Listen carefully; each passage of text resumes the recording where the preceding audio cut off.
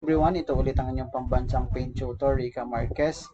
At ngayon po ay pag-aralan natin ang mga thinners. Sabay-sabay tayong mag-aral regarding sa mga thinners, kung anong epekto pag pinagpapalit-palit natin ng mga thinners at anong epekto ng bawat thinner sa bawat paint category. Ngunit bago po ang lahat, gusto ko muna magpasalamat sa lahat ng nag-subscribe, sa lahat ng naniwala na ang ating video ay helpful at sa lahat po ng natulungan at sana po patuloy pa nating linangin yung ating mga kaalaman pagdating sa pintura. Okay?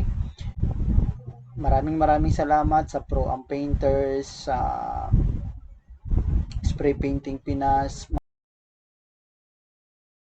motor at sasakyan. Maraming salamat sa lahat at sa lahat din ng mga sumusuporta na kahit wala po sa grupo ay nandyan yung suporta sa atin. Okay?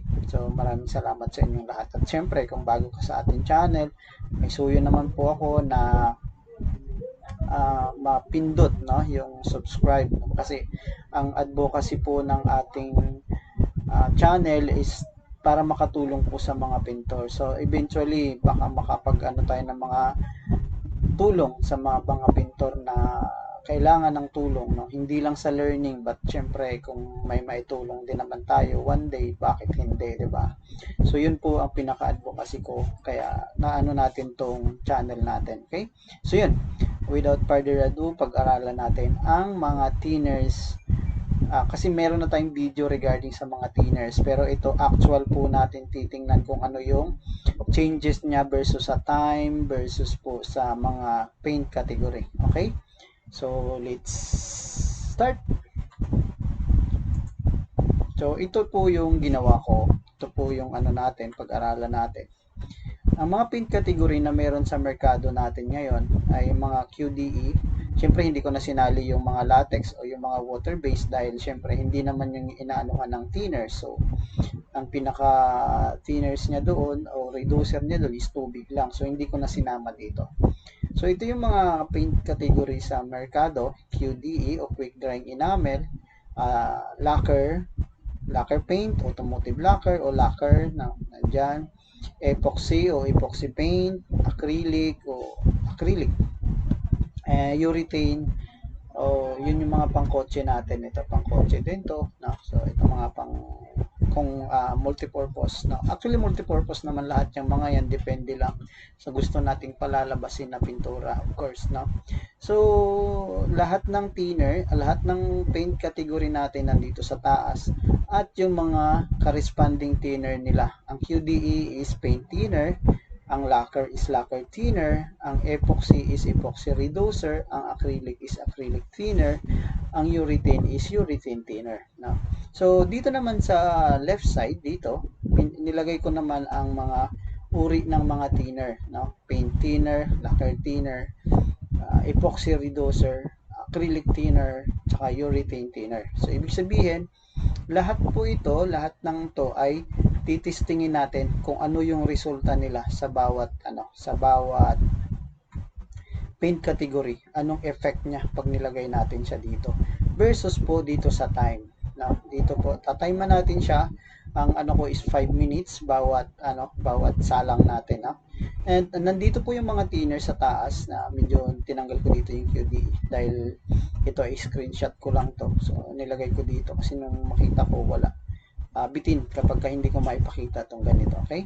So, dito, ang paint thinner, okay, mapapansin nyo walang mga brand dahil respeto ko sa ating mga paint manufacturer, mga gumagawa ng thinner, hindi po ako naglagay ng brands. Pero sure po sa lahat na ito ay mga high grade na thinner. No? So, ibig sabihin, kung nag-tasting kayo na hindi siya katulad ng tasting natin dito, baka hindi po yung thinner, hindi po yun high grade. Pag sinabi kasi natin high grade, yun yung mga meticuloso na pagkagawa, no? Walang moisture, kumbaga pure talaga ang thinner, okay? So, ito siya, ito yung mga yon, okay? So, proceed tayo dun sa video. Proceed tayo sa video na ginawa natin. So, ito na yon. Ito na yung video. So, ang gagawin is papatakan natin to, itong mga to, papatakan natin siya ng way. Itong ano natin, itong panel na to is mga nasa ano to, 2.5 days ko tong pinatuyo. 2.5 days bago ako nag-apply na ito.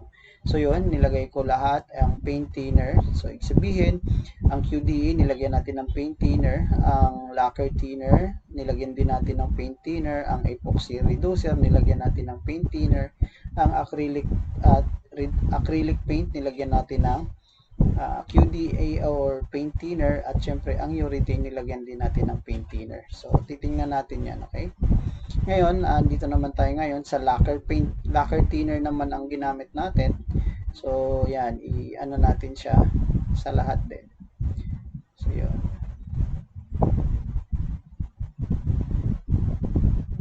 Yan. Mapapansin nyo, yung lacquer na ginamit natin, yung lacquer thinner na ginamit natin, high grade talaga siya.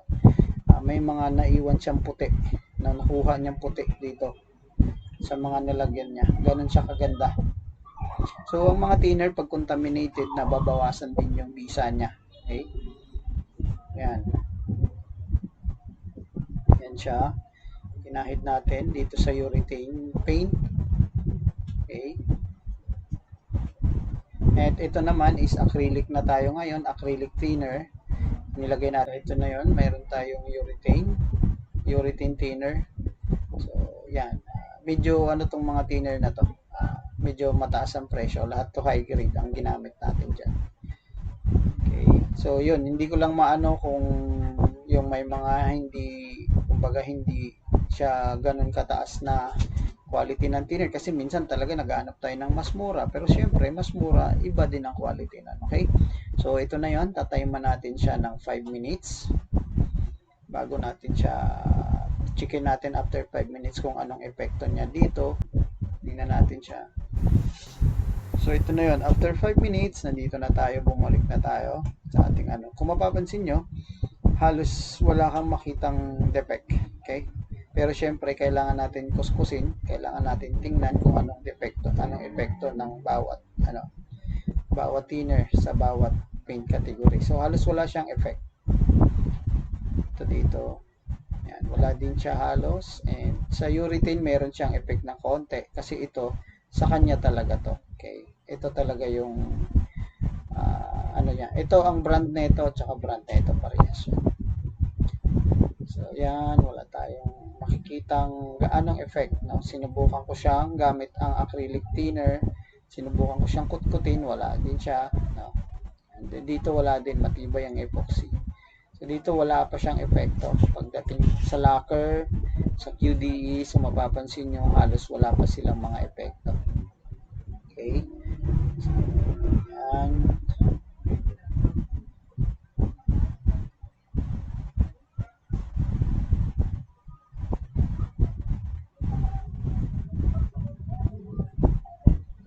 So yan, wala pa siya masyadong epekto dyan. Okay? So ngayon, lalagyan na naman natin siya ulit. Lalagay na naman tayo ulit ng mga thinner para tingnan natin kung anong susunod. Kumbaga ito double ano na to ng thinner. Pag naggagawa naman tayo, hindi naman ganyan. Kung konti lang. Pero syempre, minsan, dagdag tayo ng dagdag ng thinner. So, ibig sabihin, pag nagdagdag ka ng thinner ng same category, paint thinner, okay lang yun. No? Pero kunyari, nagdagdag ka ng thinner, ang gamit mo lacquer QDE tapos lacquer thinner, hindi po natin na magkakaroon tayo ng defect niyan, lalong-lalo na kung nagpapatong or nagsisiken coat tayo o nagte-third coat. Magkakaroon po yan ng konting problema. Depende kung gaano siya nababad. So, titingnan natin siya after 5 minutes kung anong mangyayari sa ano natin. So, here comes the epoxy reducer. Ang epoxy ay, itong pinturang epoxy ay napakaraming paggagamitan, no? Sa mga bangka, usually ginagamit to sa mga bangka kasi protective coating to. So, poprotektahan talaga yung ano mo. Pero hindi siya ganun kaganda sa outdoor dahil nagpupulbo. Ito naman, yung QDE naman, economical siya, medyo may katagalan lang siyang matuyo, no? Ang kadalasan tanong nga sa akin yan, bakit QDE matagal naman matuyo, no? So nung araw kasi ang mga pintura matagal talaga siya matuyo. So ito yung pinakamabilis matuyo nung na-imbento itong mga bagong invento natin ngayon na QDE. So tinawag na siyang QDE. So yun, mapapansin nyo dito sa QDE ang lacquer nag-iwan na kaagad siya ng wrinkling. No? Nag-iwan na siya ng wrinkling. O minsan ko tinatawag natin pagkulo ng ano. So yan. Yan, ito na nasa urethane na tayo. Anong maging epekto niyan? Okay. 5 minutes din tayo maghihintay. Ito na siya, no? After 5 minutes, binalikan ulit natin. So, kukutkutin ulit natin gamit ko ay ang karton. Ayan na siya. Ang acrylic, nilusaw na siya ng urethane. Okay. Pero yung tingnan nyo yung urethane, nalulusaw siya pero pumapantay din siya, bumabalik din siya sa dati niyang itsura. Samantala dito talagang ano niya, susugatin niya talaga yung acrylic. So acrylic, urethane ng acrylic yung pintura, urethane ang thinner. So mas matapang ang urethane kumpara sa acrylic. Okay? Tingnan natin. So, ito na, tingnan nyo na yung nangyari sa lacquer. Talagang inano niya na. Pinunit niya na yung QDE. Tingnan natin yung iba. Dito din, tingnan mo yung QDE dito sa part na to. Tingnan mo yung QDE. Pinunit na rin siya ng urethane. At pagdating dito sa epoxy, yung QDE, kaya kinulo na rin siya ng epoxy reducer. Pero dito sa, ganun din, sa acrylic thinner, nandito na rin siya, nag-i-start na rin yung yung color. But then sa sarili niya yung so meron yan, may epekto yan na pero pantay lang siya kasi sarili niya yan and so dito din hindi masyadong nakakaapekto, ganun din dito. So yun, so yung paint thinner yung po yung amoy gas pag so yun, titingnan natin ang lacquer. Ito na siya, yan, kinulo na siya, lumambot na siya. Yan. So, ganyan po ang mangyayari sa natin kapag gumamit tayo ng ibang thinner sa category nito. Kasi kapag ka nagsi-second coat ka na, okay lang yan sa first coat. Medyo lalapat siya. Pero pag nag-second coat ka na, doon mo makikita na may mga part na kukuluin yon. So, retoke ka na naman. So, ang lacquer thinner, syempre, inano niya yung sarili niya. Nilusaw niya rin. But then, hindi siya katulad dito na ang talaga. Dito parang kung yan, talagang lang siya, neutral dahil sarili niya yan Hindi siya masyadong tumalab dito sa epoxy. Pero nilusaw niya. Ganun kaganda ang thinner, ang lacquer thinner na ginamit ko dito. Pati acrylic thinner sinugatan niya at pati urethane thinner sinugatan niya. So merong mga yung mga lacquer thinner na sinasabi ng mga kapwa natin pintor na halos wala ng kwenta, halos wala ng bisa. But then ito yung ginamit ko, medyo high grade na thinner to. At syempre available yan sa market. Yung mga veteranong pintor alam nila kung anong brand yan. Okay. But then sa akin, pasensya na hindi ako mag-aano ng brand kung anong brand yan. As respect natin sa mga manufacturer. So, pansinin nyo, pati yung epoxy reducer, ang laki na ng damage na ginawa niya dito sa QDE at dinamage niya rin yung lacquer. Ang epoxy, syempre, sarili niya halos pantay lang. At ganun din katapang, yung epoxy reducer. Inano niya rin, sinugat niya rin talaga yung acrylic. At meron lang siyang mga kunting bakas na dito sa urethane. So, ganun siya katapang. Yan,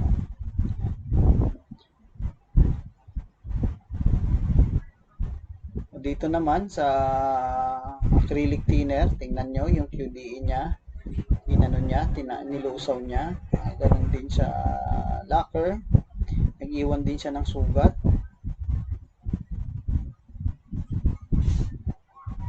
Okay. Pagdating sa epoxy, tingnan mo, ganun katibay ang epoxy. So, kaya inano natin to sa protective coating. Sa life ko sa pintura, ang nag-start ako ng technical knowledge talaga dito is dito sa epoxy. Ito ito talaga yung pinaka-expertise ko noon. No? At yung acrylic thinner, syempre lulusawin niya yung sarili niya. Sa urethane na tayo, syempre yung sarili niya. Pero tingnan nyo, hindi katulad nito talaga. Yung sarili niya yan, lulusawin niya talaga yan.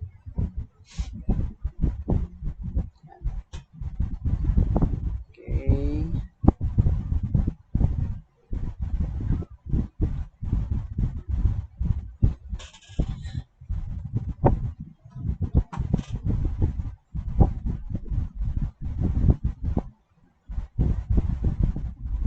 Ito yung kadalasang ginagawa ko kapag meron akong mga produkto na gustong pag-aralan. Ito yung ginagawa ko. Varnish, anong klaseng produkto man yan na may mga technical applications. Ganito yung mga ginagawa ko para ako mismo makaka-witness ako kung gaano ka yung produkto. And syempre lahat naman ng produkto hindi ko magagamit lahat yan kasi may mga brand din ako na sinusuportahan at may mga brand din ako na pinaniniwalaan. No? So, ganito ako mag-benchmark ng lahat ng brand. But then, syempre, pag sarili ko lang, brand na yung mga nandyan. No? So, ito yung third time natin na paglagay ng mga thinner. No?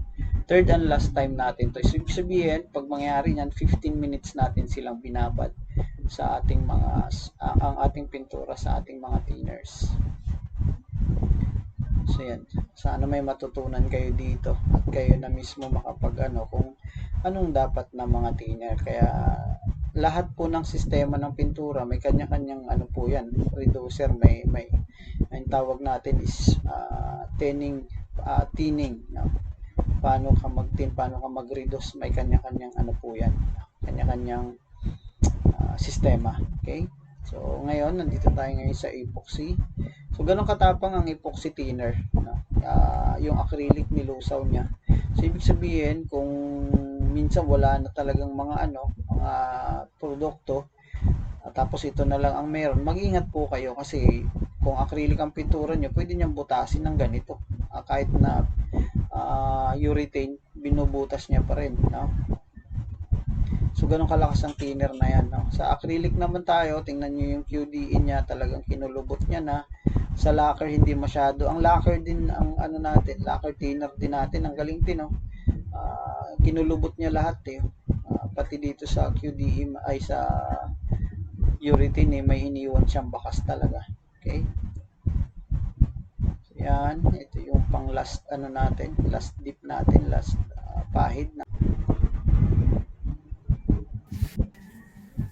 So yan na, no? Yan na yung nangyari sa ating applied sample dito sa lacquer thinner. Tingnan nyo anong ginawa niya.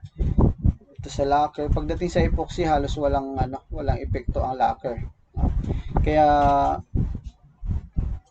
madalas po yung mga gumagamit ng epoxy primer, ginagamit nila pang reduce is yung lacquer thinner. Kaya minsan matagal nating haluin, no? Minsan nagbubuo, kailangan natin basagin ng maigi, no? Kasi dapat ang epoxy primer, epoxy enamel is epoxy reducer yan. Okay? Pero tingnan mo ganun kaano yung lacquer thinner natin na sinugat din. Pero pagdating dito hindi siya masyadong umubra pagdating sa epoxy paint. Pero tingnan mo yung yung ginawa niya, ganun ka high grade yung lacquer na yan, no? Pati yung acrylic, sinugatan niya talaga. Pati yung urethane. Ganun siya kaganda. Ganun siya kalakas. Okay, so sa epoxy naman, kung mapapansin nyo, talagang nilusaw niya na to. Dali-dali na lang kuskusin. Okay, pagdating naman dito, ayan, sinugat niya rin. Yan, yung lacquer.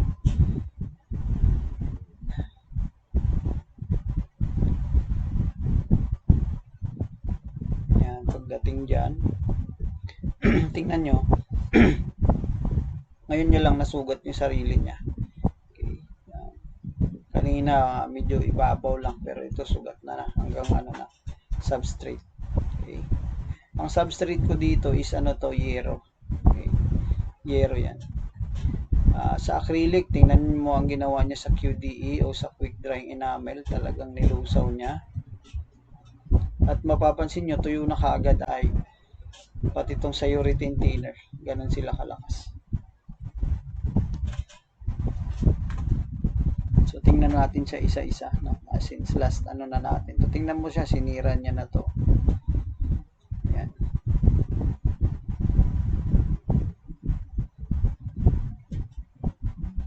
Yan, sinira pa rin. Ganun po yung, ganun ko ginagawa yung pag-test ko ng mga products. No? Lalong-lalo na yung hindi ko madalas ginagamit. So, ganun ang paraan ng pag-test ko. Okay, sana may natutunan kayo. No? Sana may nakita kayong ano dyan na yung thinners ay may corresponding ano yan kung saan at syempre kailangan natin mag-ingat pagdating sa thinner kasi meron yan moisture, no? May moisture yan kung hindi maayos ang pagkatago o pagka-stock, no? Or minsan talagang bago pa lang dumating is may contamination na yung thinner. So, kailangan natin mag-ingat yan lalong-lalo na kung mga kotse ang ating mga ginagawa o yung mga maselan. No? So, kailangan natin mag-ingat dyan. Okay? So, yan lang po ang ano natin. Kayo na lang po ang tumingin dun sa ating video. Maraming salamat sa pagsama nyo.